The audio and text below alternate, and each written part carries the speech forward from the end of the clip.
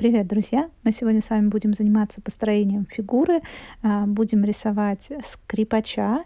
Это подготовительный этап рисунка к вот этой работе, которую вы сейчас видите на экране. Этот урок есть у меня на Бусти и Патреоне. Если вы хотите получить доступ к полному уроку, подписывайтесь, все ссылки есть в описании канала. Ну а давайте с вами начнем работу с построением нашей фигуры. Разберем эту такую интересную позу скрипача. За основу я взяла фотографию скрипача Ары Маликяна. Надеюсь, я правильно читаю фамилию. Найдите в Ютубе видео с его исполнением. Очень колоритный музыкант армянского происхождения. Скажем так, зажигает, даже если вы не любите классическую музыку. Зарядиться и вдохновиться его харизмой очень легко. Давайте посмотрим на нашу позу. У нас музыкант отклоняется, и так как у нас с вами есть позвоночник, то мы начинаем вот с самых основных линий, проводим центральную линию, и центральная линия у нас будет идти дугой. Дальше я оставляю немного воздуха сверху, размещаю примерно овал. Здесь будет небольшой нюанс в том, что размеры головы — это не только размеры головы, но еще размеры бороды. Поэтому обратите внимание, из какого места идут плечи. Плечи у нас тоже немножко задраны наверх в силу позы и в силу того, что у нас музыкант в пиджаке. И дальше я выстраиваю туловище, прикидываю расстояние. Вот сейчас я заложила, но мне даже кажется, что немножко большевато. Возможно, я сделаю чуть-чуть поуже его. Еще один момент, который будет влиять на размеры туловища — это пиджак. Левая рука, точнее, наверное, это правая рука, да, правая рука, то есть та рука, в которой он держит смычок, она поднимает пиджак вверх, и он как бы немножко нависает, то есть там обратите внимание на эту прямую линию. Там получается как бы линия позвоночника, она загнута. Вот ориентир, можно смотреть вот пуговки на жилетке. А линия пиджака — это такой как бы прямой прямоугольник, который немножко вот он уже как бы прямой, он уже не загибается. Пока не прорисовываю детально руки, я намечаю их, размещаю там, где я их вижу. В сложной позе находятся руки на уровне груди, да, даже выше груди, и часть руки, которая держит смычок, нижняя половина руки, она находится в перспективе, и мы практически ее не видим, то есть длины не будет, мы видим только ладонь. Размеры ладони у нас равны размеру головы, то есть прикидывайте себе, что развернутой рукой можно закрыть лицо. Дальше давайте поставим сначала скрипку, потому что руку мы можем потом немножко поменять, а скрипка у нас прямая, и если мы не в правильном месте сейчас нарисуем руку, то нам потом будет сложно туда вписать скрипку. Поэтому сначала давайте разместим скрипку. Я нахожу центральные оси и мысленно представляю себе как бы такой параллелепипед, и вписываю, да, здесь я центральные оси нарисовала, сам параллелепипед не нарисовала, но мысленно его себе представляю и вписываю в него получившуюся фигуру скрипки. То есть даже если вы немножко промахнетесь с наклоном, и если вы будете мыслить, исходя из того, что у нас скрипку можно вписать в параллелепипед, она у вас будет построена верно. То есть даже если это будет немножко отличаться от референса, все равно это будет похоже на правду. Рука прижата к туловищу. Здесь я просто ориентируюсь на референс. Локоть у нас на уровне талии находится примерно. Вот. Ну, на этом как бы общий рисунок можно закончить и можно немножко потихонечку уходить в такую в детализацию. Теперь давайте более детально прорисуем наше лицо. Я уже наметила какие-то черты лица, и сейчас я внимательно смотрю на референс и рисую внешний абрис лица.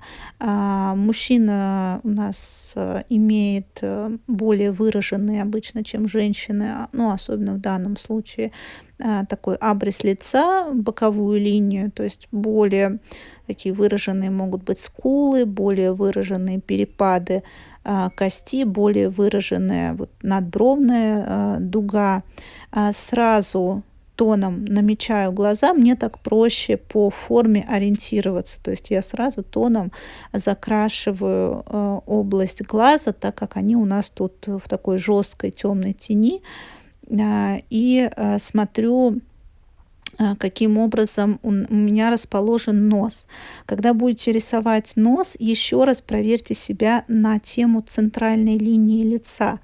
Здесь лицо не сильно развернуто в 3/4, но этот поворот есть. И когда у нас нос поворачивается в 3/4, у нас хрящик носа, он прилегает четко к центральной линии. А пимпочка носа, особенно если у нас нос крупный, а у нас тут армянин с выраженным носом, то пимпочка носа, она немножко смещается от центральной линии в сторону поворота. Усы плотно прилегают к носу, рот немножко приоткрыт в такой напряженной улыбке, да, такой страстной, харизматичной, поэтому я оставляю чуть больше места. Например, если бы не было улыбки, то у мужчин даже иногда рот почти не видно под усами. Проверяю себя, каким образом волосы прилегают по правой части лица, какую они образуют форму.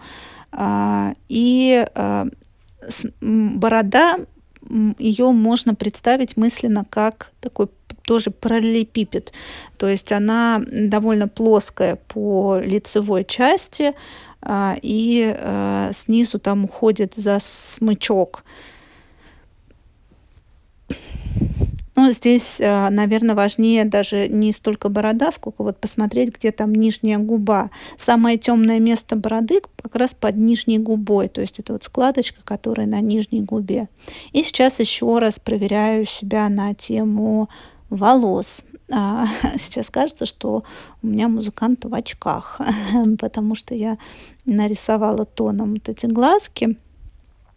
Вот. Ну, на этом этапе тоже проверяйте себя по абрису лба. То есть вот, например, есть люди, у которых лоб прямоугольный. Здесь волосы создают лоб как бы треугольником. Он так не очень высокий, но еще как бы вокруг него создается такой треугольник волос.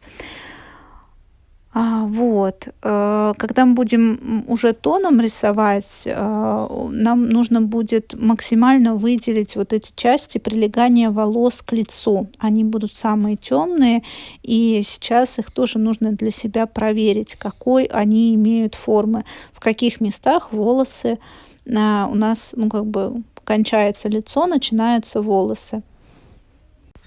Теперь более детально прорисуем скрипку. Когда будете рисовать скрипку, обратите внимание на то, что все вертикальные линии находятся в одной плоскости, точнее даже не в одной плоскости, неправильно говорю, они параллельны друг другу, то есть они все параллелями являются. То есть какую бы линию мы по вертикали не провели, у нас это линии, вот, которые будут образовывать вот эти углы загиба, и у нас это линии, которые линии бликов. То есть блики, они как бы тоже по такими линиями будут по торцу скрипки. Поэтому, ну, как бы здесь проверяем себя на эту тему. Вот видите, у меня немножко отличается угол наклона. Довольно сложно в таком инструменте попасть 100% вот в тот угол наклона, который у нас есть. Но я, честно говоря, к этому даже не стремилась очень сильно. тоже накладываю тон. Самая темная часть — это часть вот этого углубления внутри, выемки, да, такого полукруга. Она будет у нас самая, ну, туда меньше всего света попадает, она будет у нас самая темная.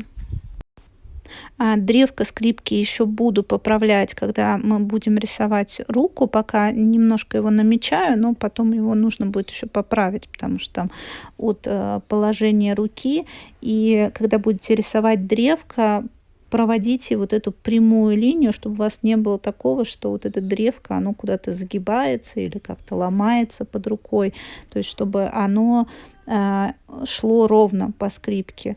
То есть на этом этапе, может быть, даже лучше повернуть там как-нибудь немножко скрипку, чем вот если вы потом нарисуете руку и нарисуете древко, оно у вас куда-нибудь выпадет не в ту сторону. Ну и сейчас я для себя дублирую линии пиджака, проверяю, чтобы у меня сходились швы. То есть здесь мысленно представьте себе, что поднятая рука немножко тянет за собой пиджак. Подумайте, представьте себе, как будет эта ткань идти. Здесь должно быть как бы показать вот это движение ткани, чтобы у вас тоже не было такого, что рукав существует отдельно, а пиджак как бы отдельно живет. Рукав тянет за собой край пиджака. Ну, здесь нету особых изысков с правой стороны. Здесь просто у нас как бы локоть, пиджак тут прижат. Проверьте себя еще на момент распаха, как это называется, разреза, ну, в общем, расстояние от одного запаха пиджака до другого. Вот, рисую жилеточку. Чуть-чуть выше у меня получился виолончелист, чем он есть на референсе. Здесь, ну, смотрите, как у вас помещается. Может быть, я не буду фокусироваться сильно на ногах. Они не имеют тут большого значения. Я специально взяла лист горизонтально, потому что положение рук виолончелиста как бы диктует вот эту вот горизонтальную именно историю. И теперь у нас самое сложное — это наши руки. Руки у нас должны держать не просто болтаться, а еще держать как-то скрипку, какое-то движение совершать. И для того, чтобы не запутаться в руках, я ориентируюсь по суставам. Начинаю с нижних суставов, то есть помечаю себе запястье, потом внимательно изучаю, где у меня находится второй ряд суставов, да, вот в том месте, где у нас пальчики сгибаются.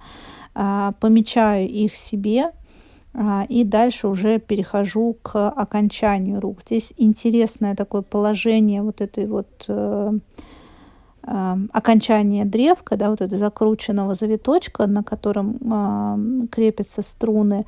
Оно как бы вот прям выходит из руки, и даже вот эти вот штучка, которая закручивается струна, она немножко загораживает такой сложный момент, но здесь можно ориентироваться на руку, то есть можно сначала построить руку, хотя в то же время нам нужно обязательно, чтобы вот эта вот завитушка, она точно шла в окончании древка.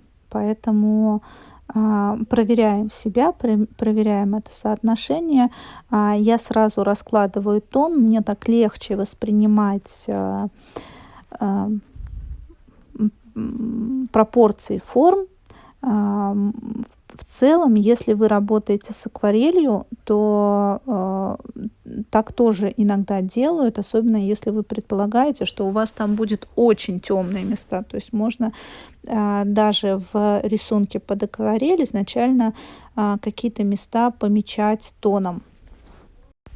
И еще раз повторяю, что я здесь ориентируюсь на суставы. прям проверяю, где друг относительно друга находятся суставы, и потом уже к каждому, ну, то есть нарисовала ряд суставов, потом прикрепляю следующую там как бы фалангу пальца дальше, продлеваю ее. Потом смотрю, проверяю, достаточно ли у меня длины. Вот сейчас я смотрю, понимаю, что ну, как будто бы у меня немножко изгиб руки не в ту сторону идет. То есть руку нужно как бы больше в левую сторону загнуть. То есть проверьте себя тоже, как уходит кисть руки в пиджак внутрь, да, чтобы она правильно, ну, в правильном направлении уходила, чтобы не было такого, что кисть уходит вправо, а сама рука уходит в левую сторону. А, правая ручка, да, та, которая у нас на рисунке будет слева, здесь тоже сложно, тоже везде сложно, но тоже проверяю себя фалангами. Изначально я как бы нарисовала такую трапецию, потому что как бы издалека это будет выглядеть трапецией. На самом деле, если вы рисуете маленький рисунок и, например, ну там на формате А4, иногда достаточно вот в руках видеть вот такие вот трапеции и правильно разложить свет и тень, и не прорисовывать каждый пальчик, и этого иногда хватает. Поэтому вот упрощение форм — это очень полезный навык. Но здесь я точно так же проверяю фаланги. Вот здесь, видите, 2 средних пальца идут чуть ниже. Здесь я уже каждый пальчик, вот видите, я отдельно их как бы сосисочками такими прорисовываю. И в то же время есть небольшой как бы наклон руки, и нам открывается еще в целом такая темная часть. Ее можно тоже сразу заполнить тоном для того, чтобы проверить, насколько у вас точно получилось передать и попасть вот в эту форму. Ну что ж, еще раз смотрим на наш рисунок, проверяем, где у нас локоть находится, проверяем формы, которые у нас получились, как у нас двигается ткань, пиджак, все ли нас устраивает здесь. Можно было бы на самом деле немножко сильнее наклонить голову, вот сейчас я вижу. Хочу сказать еще такой момент, что когда вы будете работать цветом, и даже если вы не будете работать цветом, а просто оставите этот набросок в тоне, в карандаше, можно передать эффект освещения, если мы добавим фон. Вот посмотрите, что у нас фон, ну как бы вот эта шевелюра нашего музыканта, она как бы светится таким немножко ореолом, и локоть, какие-то части, освещенные пиджака, они светлее, чем наш фон. То есть здесь можно задать темный фон, причем даже вот так вот в наброске, в скетче. Если вы готовите под акварель, этого делать не нужно. Но в голове себе все равно держите, как будет выглядеть у вас соотношение тонов, что фон у нас все-таки будет темнее. Ну, для того, чтобы не быть голословной, давайте покажу, как это выглядело потом в итоговой работе в акварели. Спасибо вам, что досмотрели это видео до конца. Ссылки на мои соцсети будут в описании под видео. Не забывайте ставить лайки, подписывайтесь на канал, чтобы не пропустить новые видео. И если у вас есть возможность материально поддержать канал или вы хотите увидеть больше уроков, находите меня на Boosty и Patreon. Все ссылки есть в описании на моем сайте. До встречи в следующих видео. Пока-пока.